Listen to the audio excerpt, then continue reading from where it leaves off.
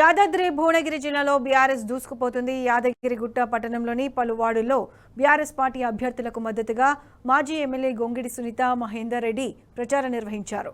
2 ఏళ్ల కాంగ్రెస్ పాలనలో అభివృద్ధి శూన్యమని ఎండగట్టారు. బీఆర్ఎస్తోనే అభివృద్ధి సాధ్యమని వివరించారు.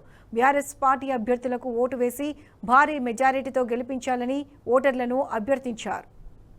మాత్రమే ఆడిస్తూ చేతల్లో పని లేకుండా చేస్తే తప్పకుండా మేము కూడా ప్రజల పక్షాన్ని నిలబడతాం, ఎండగడతాం.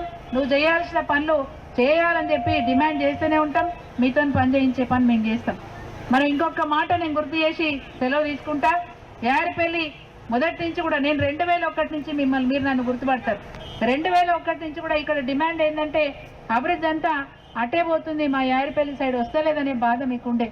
అది నా దృష్టిలో ఉంది. తప్పకుండా ఇక్కడే మెడికల్ కాలేజ్ కట్టాలనే ఆలోచన నాకుండే. 100 పడకల ఆసుపత్రి మంత్రి గారు, మాజీ మంత్రివర్యులు, ఇప్పటి మన శాసనసభ్యులు, వారితోనే ఇక్కడ నేను ఫౌండేషన్ స్టోన్ వేయించిన.